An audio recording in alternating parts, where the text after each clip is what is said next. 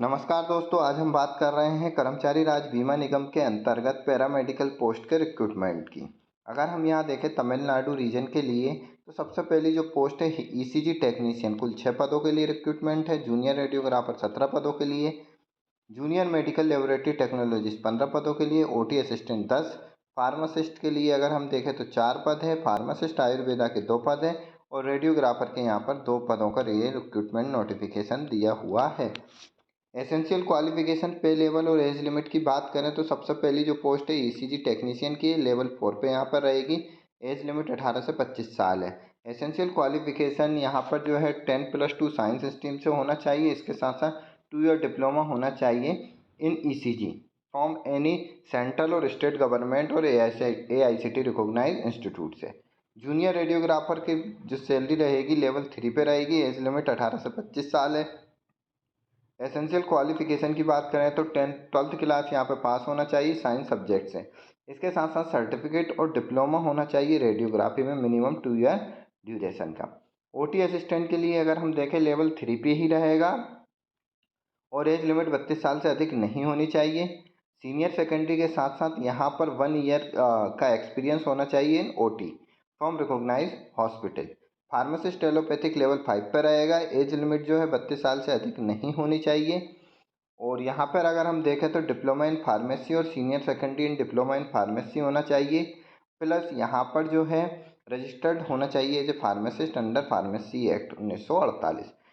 Next जो post है pharmacist Ayurveda की है, लेवल 5 पे रहेगा और एज लिमिट जो है 18 से 25 साल है। एसेंशियल क्वालिफिकेशन देखें तो 12th क्लास पास होना चाहिए। इसके साथ साथ bachelor of pharmacy in Ayurveda में डिग्री होनी चाहिए और यहाँ पर 1 year experience as a pharmacist होना चाहिए। जबकि diploma in pharmacy minimum 2 year duration course होना चाहिए और उसके साथ साथ यहाँ पर 3 ईयर एक्सपीरियंस होना चाहिए as a Ayurveda pharmacist. Radiographer level 5 पे रहेगा। एज लिमिट 18 से 25 साल है। एसेंशियल क्वालिफिकेशन की बात करें तो 12th class pass with science from recognise board और इसके साथ साथ डिप्लोमा और certificate in radiography 2 year duration from recognise institute और 1 year experience in radiography. Junior medical laboratory technology level 5 पर रहेगा। एज लिमिट 18 से 25 साल रहेगी।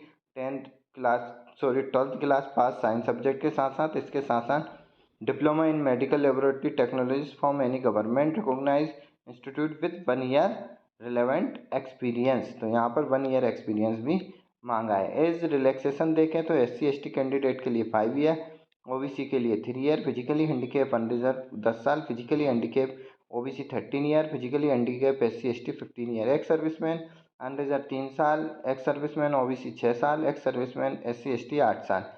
ESIC एम्प्लॉय और गवर्नमेंट सर्वेंट के लिए भी यहाँ पर एज रिलैक्सेशन दे रखा है। अनरिजर्व अप टू 40 ईयर रहेगा, OBC up to 43 year, SC/ST up to 45 year यहाँ पर एज रिलैक्सेशन दिया हुआ है।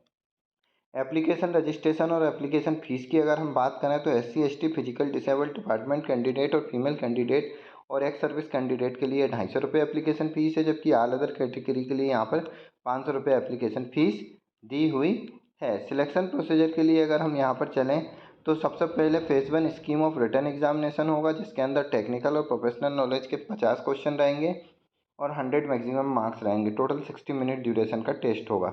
जबकि सेकंड पार्ट यहाँ पर 60 मिनट का ही होगा, जिसके अंदर जनरल अवेयरनेस, जनरल इंटेलिजेंस और अर्थमेटिक एबिलिटी, कुल यहाँ पर इन तीनों सब्जेक्ट के 50 क्वेश्चन रहेंगे। इस तरीके से कुल देखें तो टेस्ट जो बना होगा कंसिस्ट 100 क्वेश्चन रहेंगे और मैक्सिमम मार्क्स 150 रहेंगे और टोटल ड्यूरेशन जो रहेगी 120 मिनट्स यहाँ पर रहेगी। नेगेटिव मार्किंग की बात करें तो रॉन्ग आंसर के लिए 0.25 मार्क्स डिडक्टेड किए जाएंगे।